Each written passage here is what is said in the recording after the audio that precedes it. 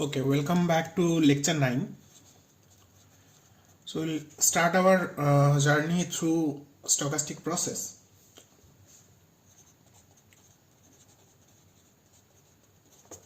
Or random process. These are the two names of the same thing.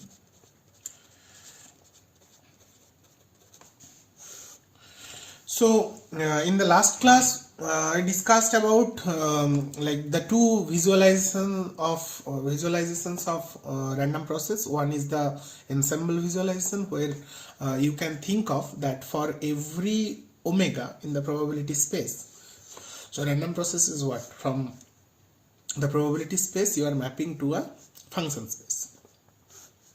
So it's like A to B, and over there are different functions. So what you are choosing, so for every omega here you are choosing basically one of the functions, and those functions are called the sample functions. Just like sampling of a random variable, you choose one real number. Here you are choosing a function, and the total set of such functions is called the ensemble. This is one view. Another view is where you can visualize that the random process itself, so x omega xt suppose, so you can visualize it that this is a function of time definitely, and there are uncountably infinite number of time. T is real number between a and b. So for every t in that range, xt is basically a random variable. Like when I can write t0 or something to specify that this is basically a fixed value. When you fix t, then xt becomes a random variable. xt0 becomes a random variable. So you can visualize the random process to be an uncountable set of random variables. Now so for this we can define different kind of moments. So the moments will be basically functions. Let us see. So we can think of some mean function. So mean function means you are basically taking expectation of x t0 for every t0, right? So I can write like say mt or something like that, which is expectation of xt. So this is a function. This is a function of time. This is not random process. This is a very much deterministic function of time.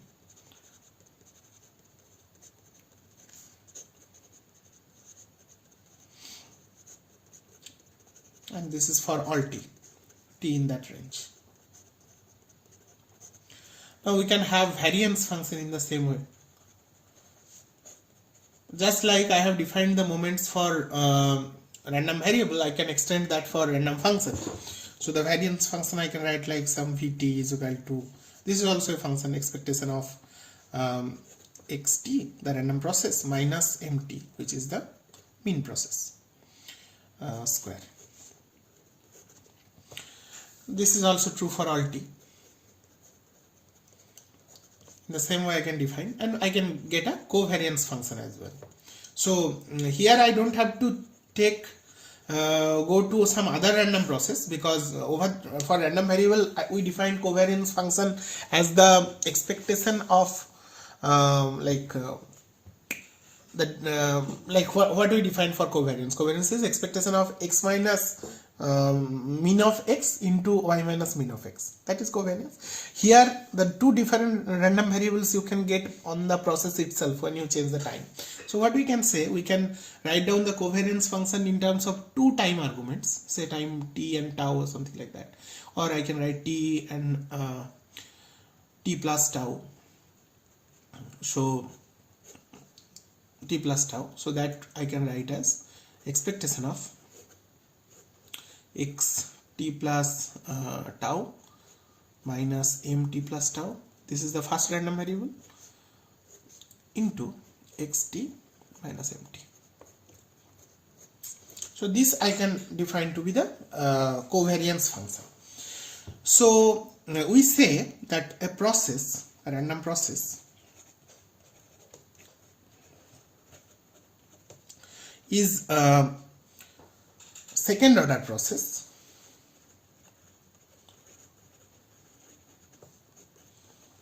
we define only two, like two order moments. This is the first order, these are the second order moments. So we say that a process is a second order process if these functions mt and vt, they are all finite for all t, they are all bounded for all t.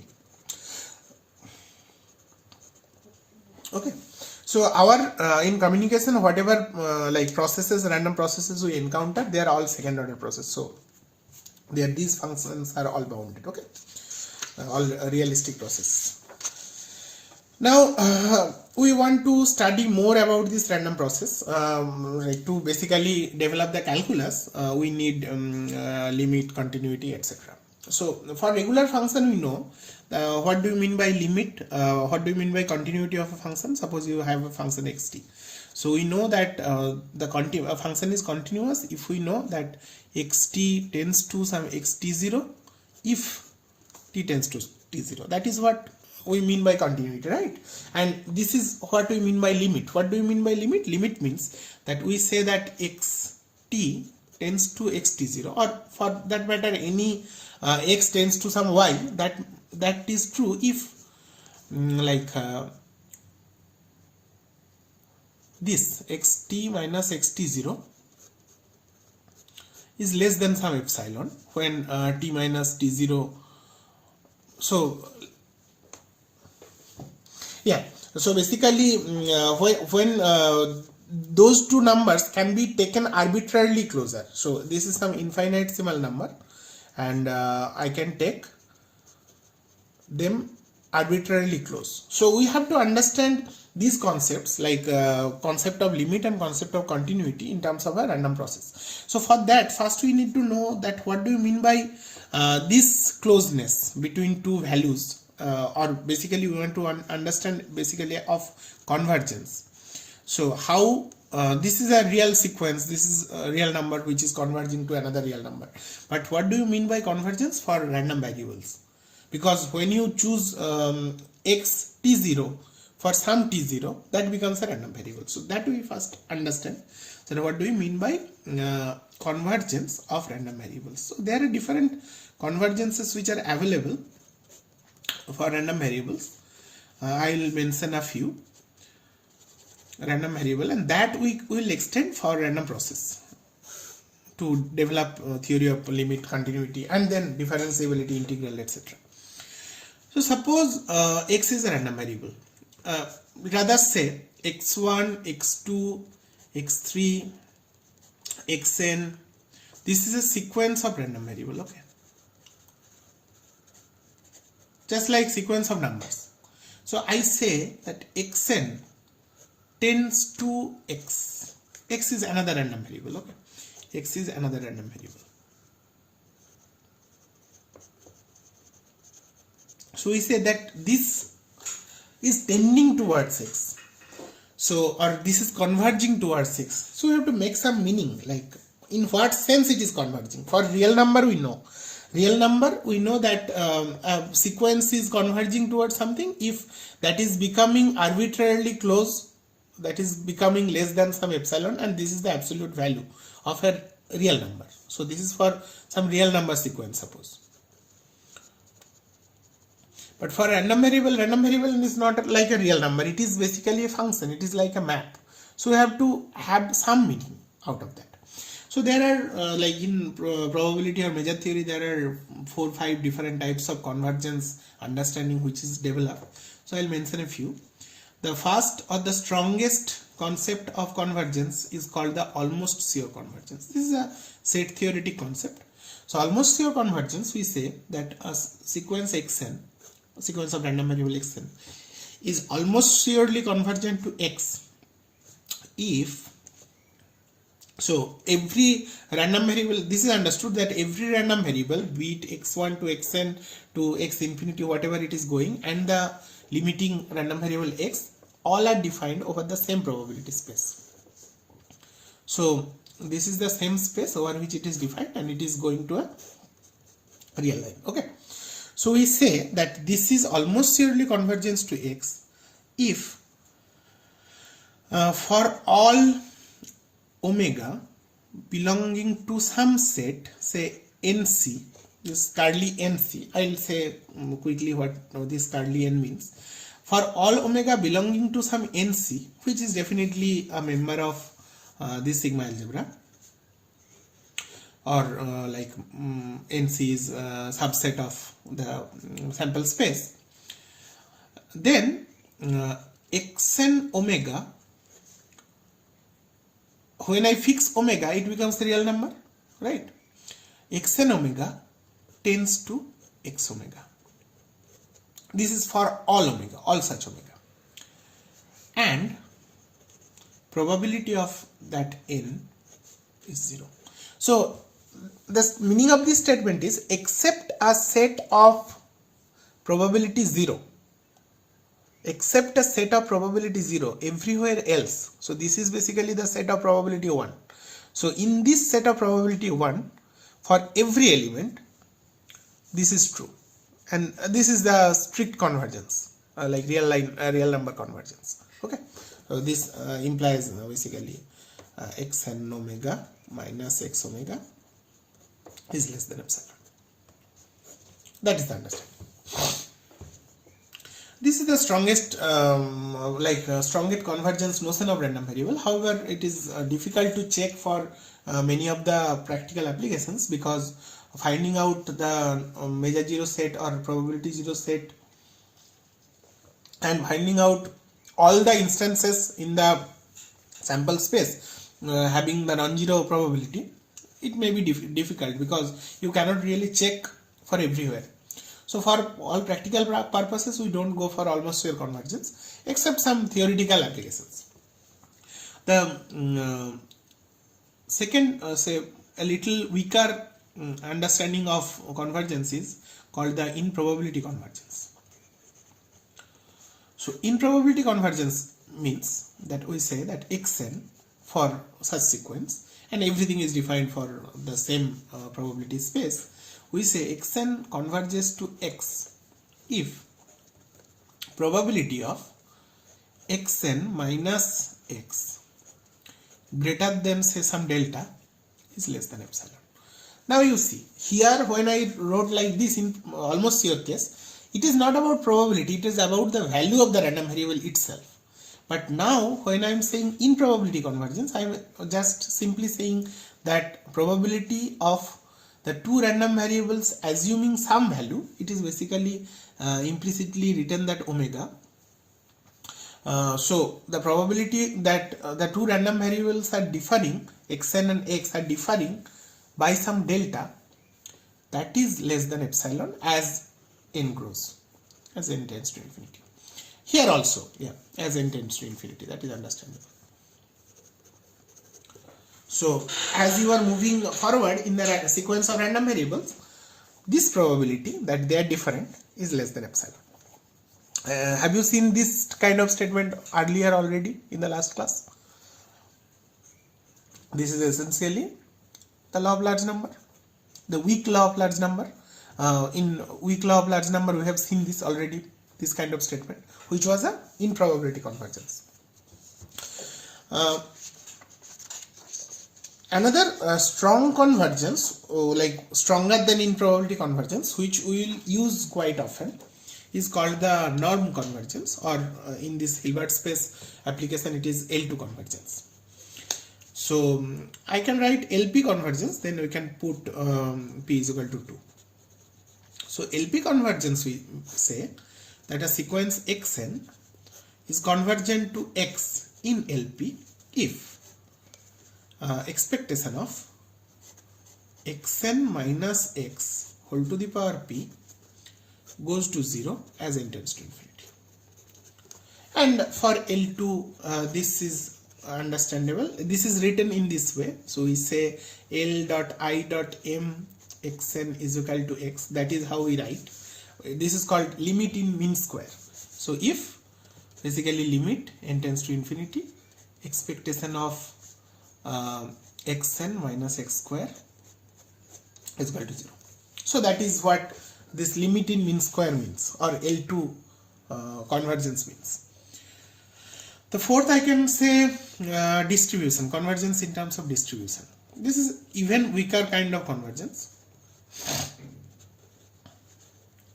So that is written as xn, this double arrow, x, if not the random variable itself, not the value, not the moment. So we can say that this is basically the random variable itself, the value assignment, that is convergent. This is the convergence in terms of the probability, the measure. Here it is the moment, it is the norm, and here we are basically talking about the distribution. So the distribution of xn is also a function of time, function of the value assignment, so function of x. So if fn, suppose fn is the distribution of xn, that converges to f, and this convergence can be in terms of, say, so two functions, how they can be convergent to each other if their norm, their distance between them is less than some value. So these are functions. So here this convergence implies that the distance, some norm fn minus f, in some way, some p norm or something, that goes to 0 as n tends to infinity. In this sense we understand this, okay, not a point-wise like manner of fn, rather in a norm manner. So that is distribution convergence. There are more like information theoretic convergence and all. We can talk about information theoretic convergence when we talk about information and entropy, okay. Now these concepts are good enough to like drive towards continuity of random process. So limit and continuity of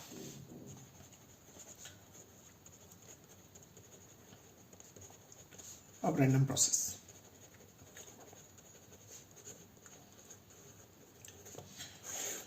So now our process is xt. I am not talking about almost sure convergence. We will be mostly interested about improbability convergence or the weak convergence and the L2 convergence, which is a strong convergence. These two convergences we will talk about this. So clearly the weak, we will write weak. Weak means improbability. So we will say weak convergence if, and for this we will write, we will take another notation, say p-lim, it will be better to write. So there is another notation of writing this. This will be p-lim n tends to infinity xn is equal to x. That is how we will write. And for L2 we will write L dot I dot m xn is equal to x in this way. So for random process we say that the process say xt p-lim xt as t tends to t0 is equal to x0 if for all epsilon positive the limit of probability that xt is different from x0, that is greater than or equal to some epsilon as t tends to t0, this is equal to 0. So the probability that the functional value is different from this, that is greater than some meaningful some real number, some positive real number, that becomes 0 as t becomes closer to t0. So this is what like improbability limit value of the random process means. So in the same way we can construct for L2, the stronger one, which is in terms of the moment.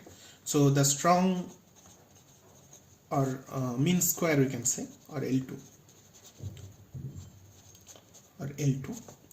So we say that say L dot I dot m xt, say t tends to t0 is equal to x0 if limit t tends to t0 expectation xt minus x0 square, that is equal to 0. So this is how you understand convergence for random process. So from here we can quickly go to continuity. because continuity is nothing but this is to a to another fixed random variable, so to some specified random variable. But continuity means that this will be basically xt0, so it goes towards xt0. So we say continuity in terms of weak and strong topology. So we say weak continuity is that limit probability of x t plus some delta, say minus xt, this is greater than epsilon, that goes to 0. That is what weak continuity implies. You understand? So this is your xt, the random process. So for every value it is a random variable. So there are so many ensemble. So we say take two values, one is t, another is t plus delta. So if delta tends to 0, so if these two values are too close to each other, then we say that the probability that those two random variables will be any significantly different, that probability will go to 0, right? Similarly, strong continuity implies that we say that xt is strong continuous in L2 sense. So this is, say, xt is weak continuous in probability sense if limit, now instead of probability we will talk about the norm, so it is xt plus delta minus xt square, and when delta tends to 0, this will be 0. So the norm of those two random variables, when one is taken as t plus delta, another is taken as t, their difference, the norm of their difference is 0. So we say that if a process is continuous, so we can say a continuous process. We say that a random process is continuous if it is continuous everywhere in a proper and weak or strong sense. That is implicit, that is understandable from the problem statement. So a random process is said to be continuous in an appropriate sense. In an appropriate sense. Appropriate means weak or strong. If the continuity argument is true for all t. T condition is true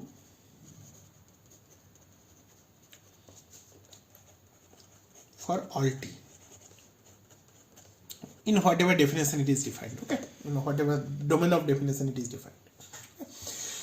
So these concepts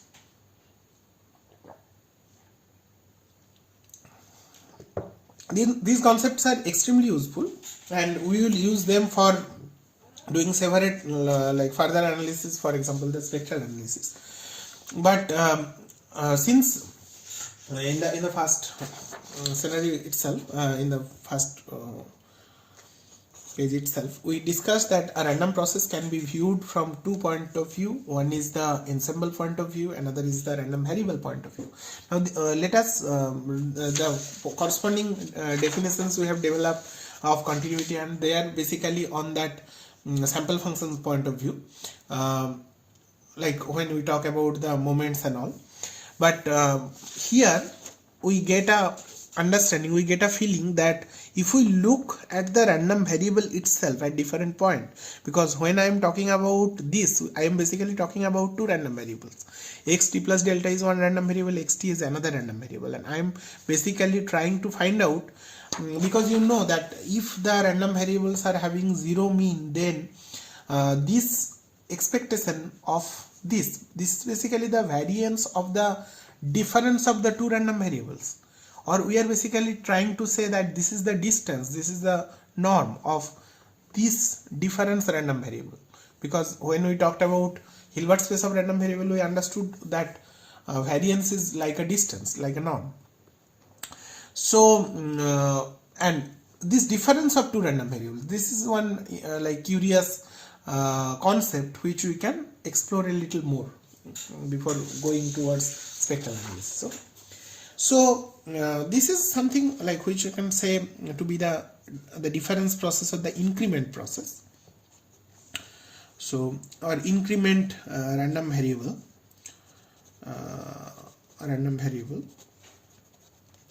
so for a random process xt, we say, so for a random variable xt where t is defined in a particular interval a to b, and if we say that t1 and t2 are two time points in that same range, and say t1 is less than t2, okay, so any arbitrary two time points, so we define the increment to be say y t1 t2 to be x t2 minus x t1. You see, so this is the timeline between a and b. This is some t1, this is some t2. So clearly when you fix the time, this becomes a random variable, so it can check all the values. So this is say xt1, which is a random variable, and it can take another like all the values, so this is another random variable xt2. I say about the difference between t2 xt2 and xt1, so this becomes another random variable, right? So whatever like random processes we will see, you will see one interesting thing, that these random processes are like all the increments whatever you take, you will see that all the increments will not depend on time absolute or t1 and t2 per se, rather they will depend on the difference between the two times, say t1 t2 minus t1, and we say that such random processes are called that t2 minus t1 basically define this increment, and we say such random processes to be the homogeneous random processes. So homogeneous random processes, like whatever random process we will encounter, they will be homogeneous only, homogeneous process. So where the increment does not depend on the t1 and t2 absolute value, rather they will depend on the difference between them. So I can write t2 minus t1, y t2 minus t1, which will be x t2 minus x t1. There is another way of writing it. Suppose write t2 minus t1 to be some tau, such that I discard these absolute terms. So then y tau will be simply x t1 plus tau minus x t1. So that is t1 is any point. So this y tau, that does not depend on t1 per se, it depends only on tau. So that is the construction of the homogeneous. Another like observation has been made for some of the random process, which are called the having independent increment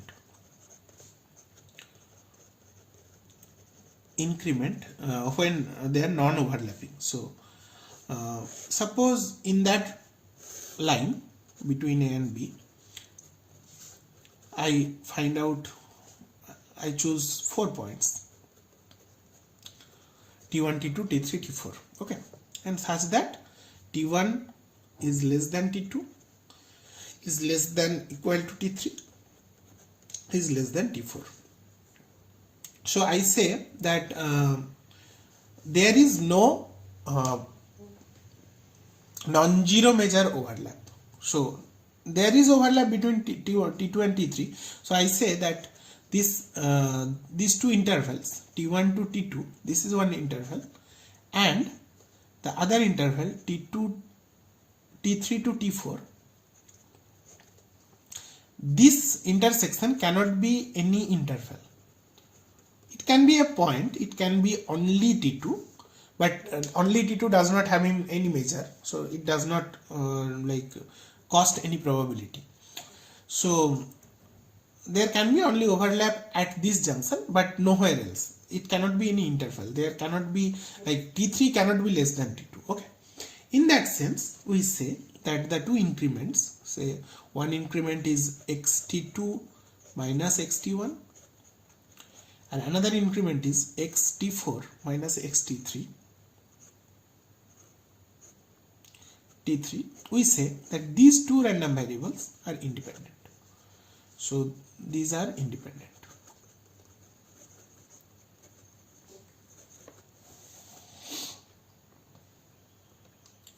So this independent increment and like homogeneous process, with these two assumptions, we can characterize a special type of random process which is called the infinitely divisible process. And this infinitely divisible process, all our identified Gaussian noise and Brownian motion, whatever random process we will talk about, they will like have these characteristics. However, so this infinitely divisible process, what can be written here, that why I say that to be infinitely divisible process. Suppose this is the timeline between A and B, and I construct some n interval in this. So say x is equal to t0, and this is say b is equal to t0 plus tau, and these are say t0 plus tau by n, t0 plus tau by 2n, 2 tau by n, etc. t0 plus 3 tau by n, and finally say t0 plus n minus 1 tau by n. So these are the intervals. So in that sense, since they are all independent, so I can write down that xt plus tau, which is xb say, minus xt t0 say xb minus xa, which I am writing like this. This I can write as in this way: x t0 plus tau minus x t0 plus n minus 1 by n tau plus x t0 minus n minus 1 by n tau minus x t0 plus n minus 2 by n tau plus, so this will be a telescopic sum, finally x t0 plus tau by n minus x t0. Now see, these are all incremental random variables, they are all increments, and we say that they are independent. So non-overlapping increments are independent. So what you are doing, you are basically adding independent random variables. Now since all of the random variables are having the same increment value, which is basically tau by n, so they are basically catering to the same difference. So I can write them to be the they are essentially, suppose I write that y n to be the random variable, that x some t0 plus tau by n minus x t0. So if I write this to be the random variable, so this random variable is basically yn, I see that all other random variables which I have written, they are also yn. Why? Because it's only a shift of time scale, but their distance between this time and this time is tau by n, this time and this time is also tau by n. So they are all basically yn. So what you are doing, you are basically adding instances of yn at different points of time. So you are basically adding n yn random variables. So these random variables yns, they are IID, isn't it? They are independent and identically distributed random variable, because we expect that they are this random variable is dependent only on the time difference between the 2 points. Okay, this tau by n and like the difference is tau by n, all of them are having the same difference. So clearly you are seeing what is happening. So you are adding n IID random variables, and as n tends to infinity, as n grows, what this will make? What will happen to this random variable? This random variable will become sum of IID random variables. So central limit theorem will apply. So this will generate a Gaussian kind of distribution. This random variable will generate a Gaussian kind of distribution. So if I write down the characteristic function, so characteristic function of this random variable, say this random variable, which is the difference is tau. So I can write down omega. This omega is the frequency variable, not the probability variable. Or I can write some other symbol.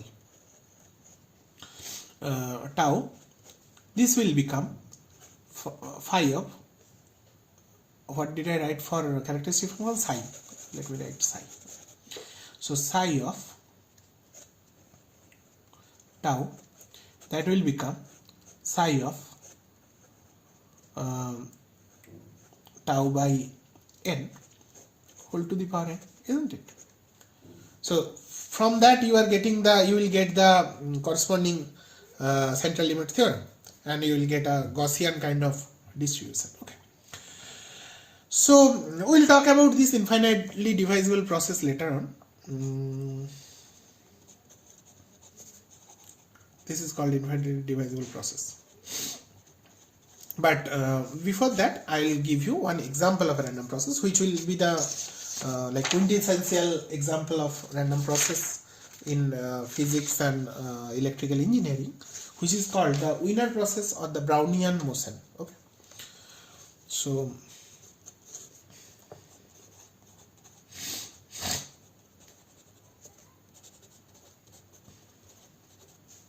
there are two names.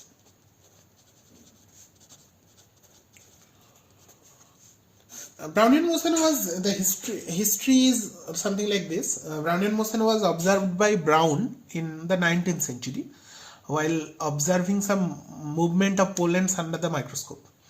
So it was like he was observing in some microscope, and some pollens were moving like this, some random, some very haphazard, and whatever mechanical laws were available that time, say Newton's law, etc. He was trying to understand that what force is applying on that and how they are moving, and he could not understand that.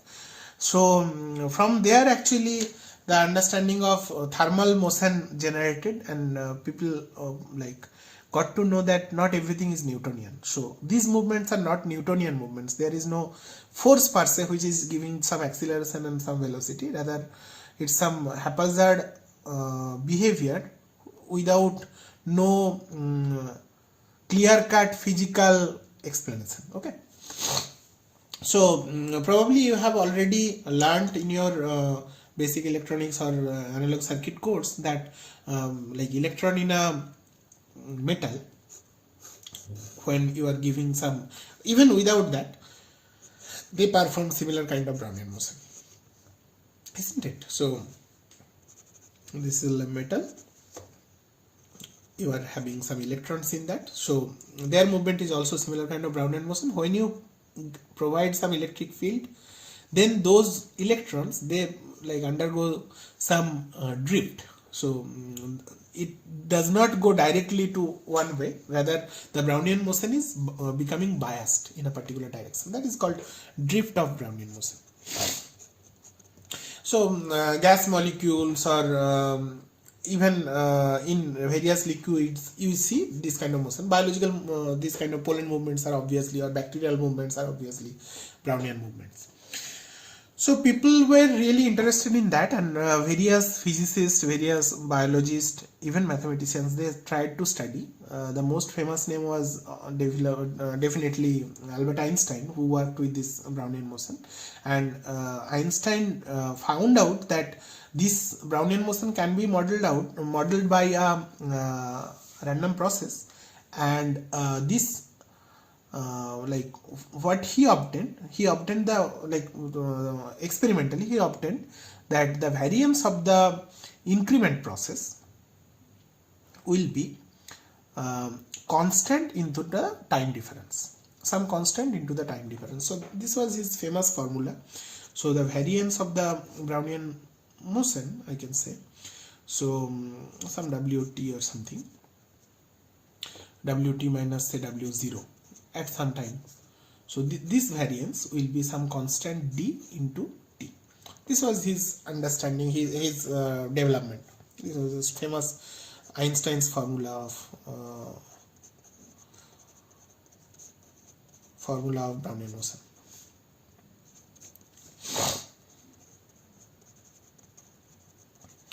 But it took some more time till Norbert Wiener and some other subsequent people who developed the full theory in the proper Hilbert space.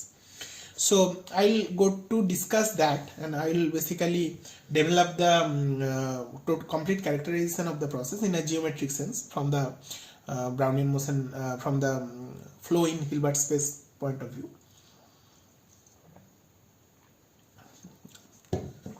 Yeah, so the first assumption which we will take is that the process is zero mean. So the process which I am writing as W for Wiener, it is zero mean. It does not it is not a very critical assumption, in the sense that we have already seen that even if you subtract the mean value from a random variable, that does not change anything about the random variable. It is basically a DCC, nothing else. So first we will derive this Einstein's formula in a very intuitive way. Let us see what we can do.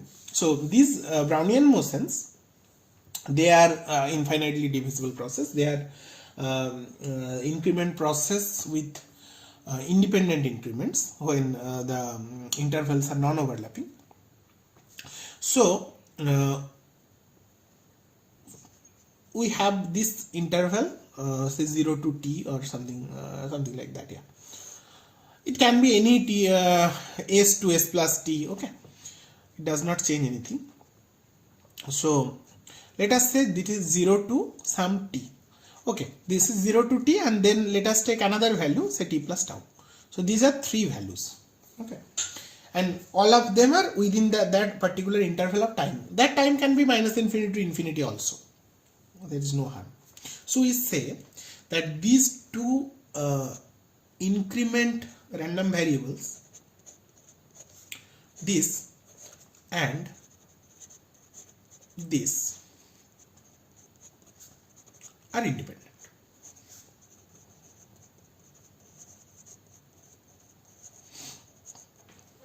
Now independent implies they are uncorrelated as well.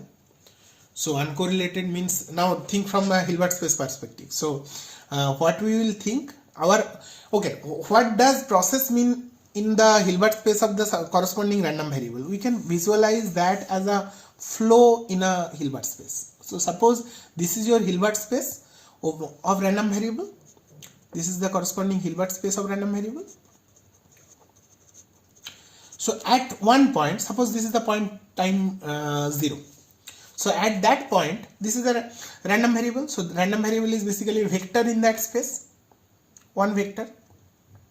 In the next instance of time, whatever infinitely closer it is, that is another vector. At some other point, that is another vector. At some other point, that is another vector. And if you put the arrow that the vector is moving like that, so it can generate a flow in that Hilbert space. So you can visualize that just like how a phasor moves in a particular three-dimensional vector space, or two-dimensional, even in a two-dimensional vector space, you can visualize that this is some infinite dimensional vector space of the random variable over which the random variable is moving. It is changing its direction, like place. So that becomes the exact random process. So which is the Brownian motion which I am developing. So if the two random variables are independent, definitely they are uncorrelated, because the forward way is always true. So I can write that these two random variables are uncorrelated as well. They are orthogonal. Okay.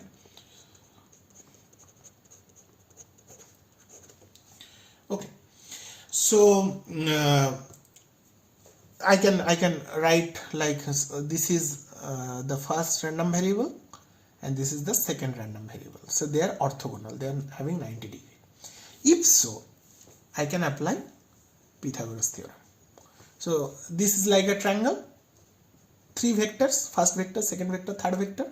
What is this third vector? This third vector is basically the total increment, which is w t plus tau minus w0.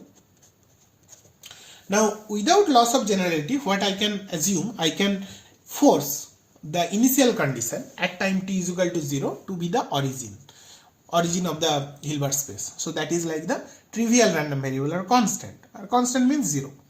So without loss of generality, I enforce W0 to be a constant which can be written as 0. So that is like the origin of the Hilbert space, of the space say H, which is the Hilbert space of the random variable. Okay. Then I can write like Wt is orthogonal to Wt plus tau minus Wt. And this, the third one, is essentially the increment process, which is Wt plus tau. This is 0 without loss of generality. Then Pythagoras theorem says that t plus tau, this norm will be equal to the norm of t plus tau minus Wt norm square plus Wt square, isn't it? So the variances are added because there is no covariance term. They are uncorrelated. Now this is interesting. So you see that if Wt, this is a function of Wt, this is the variance. So this variance function, the only function of t which can satisfy this equation is if the variance is proportional to the time. So only if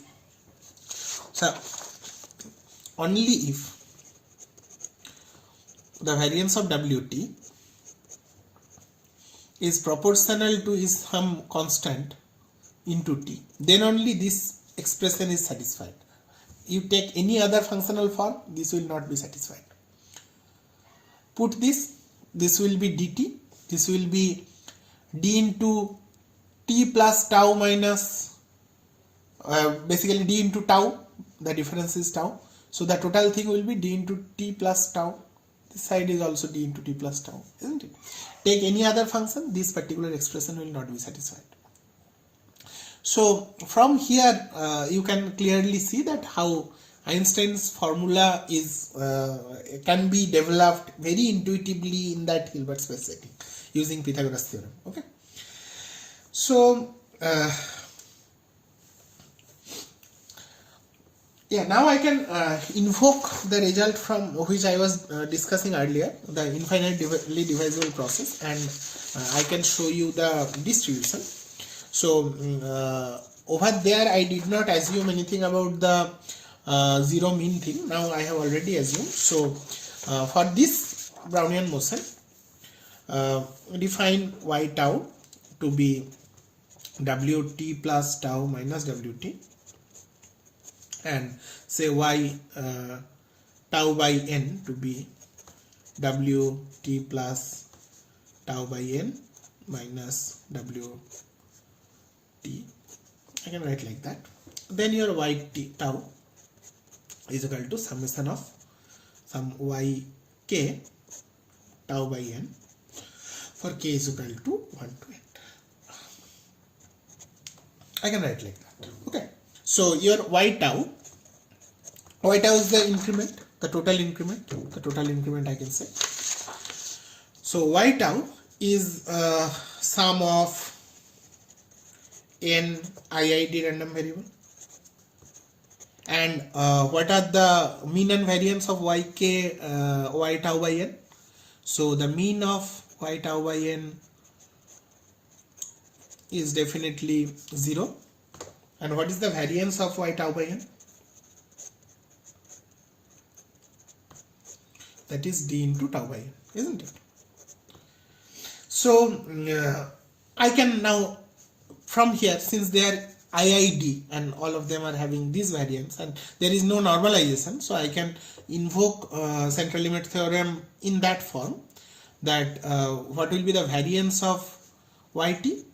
Variance of y tau is basically sum of the variance of them, which I can see clearly, right? D into tau, that is the variance.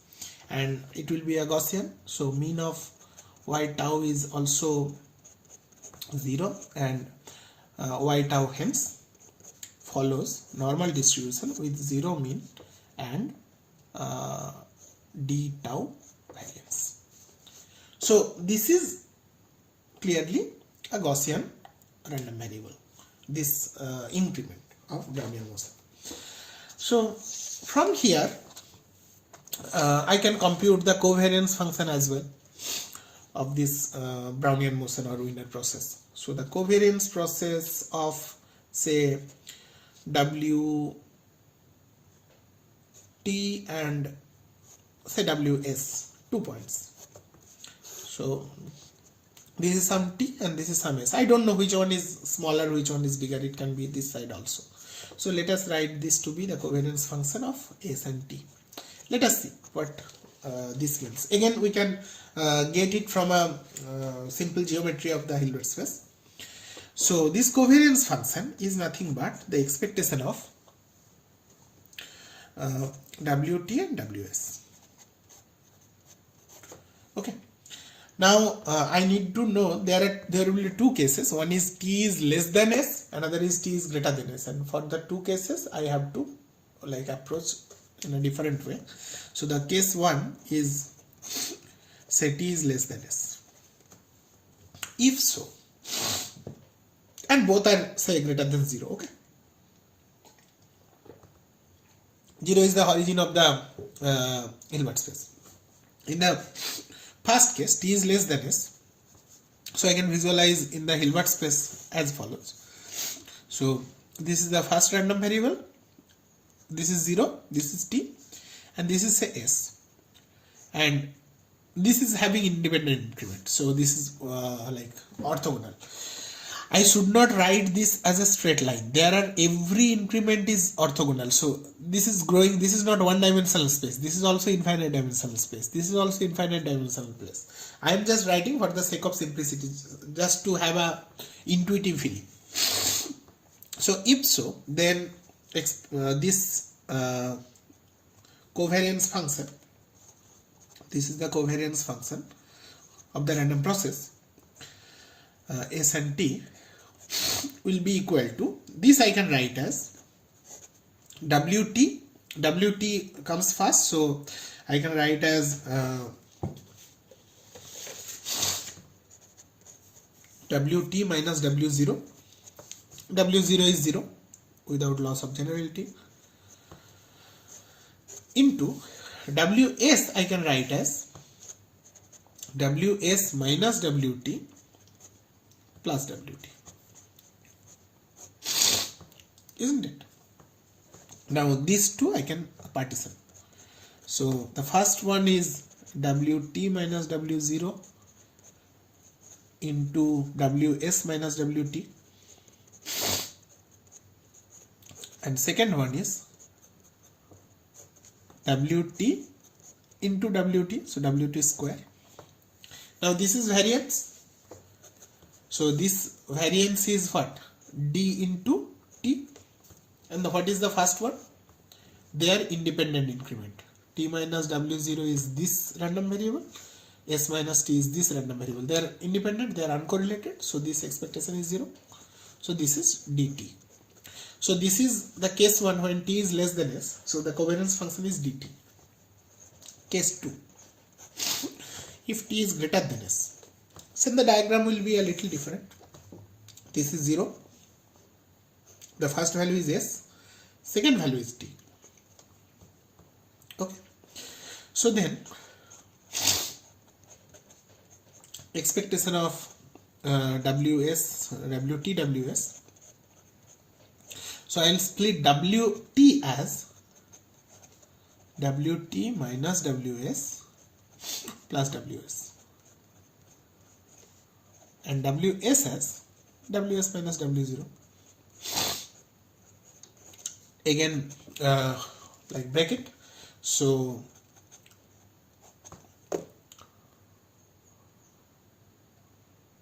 and bracket. So the first one is WT minus WS into WS minus W0 that will become 0, uncorrelated, independent, plus expectation of WS square, isn't it? So the first thing is 0, second thing is DS. Now see, you get two different results. One, when t is less than s, then you get dt. When s is less than t, you get ds. So essentially, the covariance function is d into minimum of t and s. When t is minimum, then t. When s is minimum, then s. So you get that the covariance function t and s or s of t. It does not matter. It is basically d into mean of t and s. So this is a interesting small discussion on this Brownian motion random process. Okay.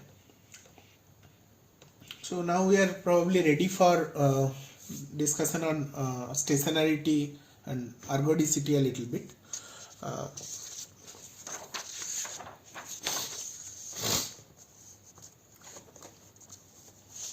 What is additive white Gaussian noise? We will tell later, but I am just mentioning it. Additive white Gaussian noise is a generalized derivative of this Brownian motion. So this is a weird concept, because Brownian motion by its construction is that every small increment is orthogonal, uncorrelated with the existing subspace generated by the process so far. So it's like you have a small increment, the next increment is orthogonal, the next increment is orthogonal to the entire space. So it is quickly escalating to a very large space. Whatever small time interval you are having, it is infinite dimensional definitely, and every new addition, every new increment is orthogonal to that space. So your space is increasing very fast. So there is no way you can visualize this to be differentiable in any sense. However, in the generalized form, or in the distribution sense, you can get the derivative, which is called the Fletcher derivative. We'll talk about later, and that differential form is called the additive white Gaussian noise. We'll talk about that. But before that white thing comes, we need to develop the Wiener-Khinchin theorem, the spectral analysis. Without that, we cannot discuss white. We'll talk about stationarity now, stationarity and ergodicity.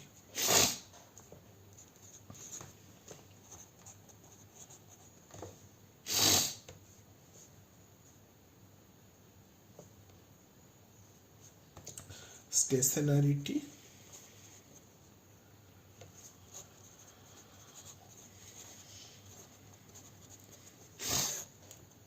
so now look at this random process. So the entire real line over which it is defined, and you have that random process xt. So what we discussed till now, that at every point you can visualize it as a random variable, and random variable means it is having some distribution, it is having some moments, mean, variance, etc. You take two random variables, one at xt, another at some xs, so you can have the covariance between them. You can have the joint distribution function, joint density function, etc. And that joint thing can be developed for any arbitrary number of time points. So you can have time points like t1, t2, 2t, and n time points. So you can have a distribution function like jointly xt1, xt2. That distribution function is also possible to define. So we expect that if we want to characterize a random process, our those statistical characterization, the distribution function or the moments, they should not change, because if they change, then it will be intractable. The rationale behind such understanding is that is there anything called time t is equal to 0? No, because time t is equal to 0 is whenever you are doing some experiment, that time is time t is equal to 0. So we cannot really put any absolute meaning of time. Time is like any arbitrary point, it is shift invariant. So any point can be assumed to be time t is equal to 0. So whenever we are saying some time points like this, it is understood that even if we like add some constant to all of them, nothing should change. The behavior, etc., should not change. So the random variables x t1 plus t0 to x tn plus t0, these distributions, these two joint distributions should be same. So if the distribution, like for almost all real kind of noise, they remain same. However, we can definitely construct some engineered like random process where it may not be same, where it may be different. So that thing we will talk later, but whenever it is natural, mostly this stationarity assumption holds, that it should not depend on the absolute time point, rather it depends on the relative positioning.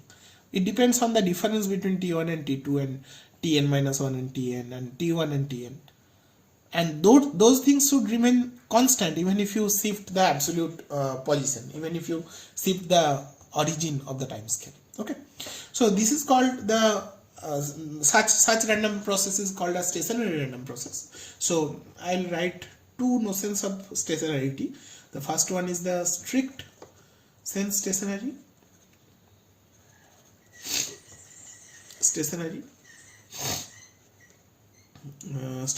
which is called the SS, strict sense. It says that the distribution should not change. So these n-dimensional, I can write fn to signify that there are n points. So such fn x t1 to x tn should remain constant even if you have some time shift plus some t0 to x tn plus t0, and this should be true for all n. Whatever n you take, be it 2, be it 3, be it 100, it should not change. However, this is too strong a condition which like is seldom useful. We use the weaker condition, which is called the wide sense stationary, and this is good enough for us.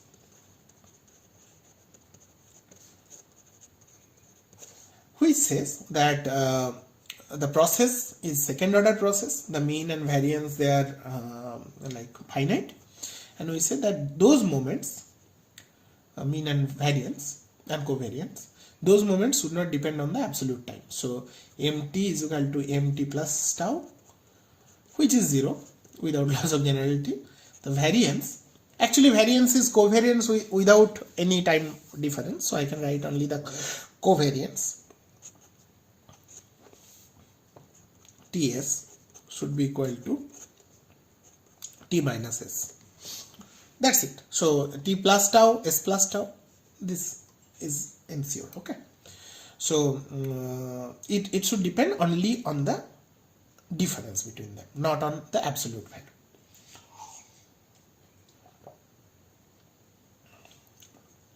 This is essentially a single parameter. So if I write, I can write this as just single parameter. Okay. So this wide sense stationary, we will talk about this wide sense stationarity, and in the next class we will introduce the most famous result of random process and noise analysis so far, which will be the Wiener-Khinchin theorem. So we'll talk about the spectral analysis, how to perform frequency domain analysis. We will talk about Fourier series Fourier transform also in the spectral in the random process scenario, and why the Wiener-Khinchin theorem is the most important, one of the most important result in this, that we will discuss in the next class. So till then, please listen to all the lectures and be accustomed with the notions. If you have any questions, please ask. Okay, till then, bye.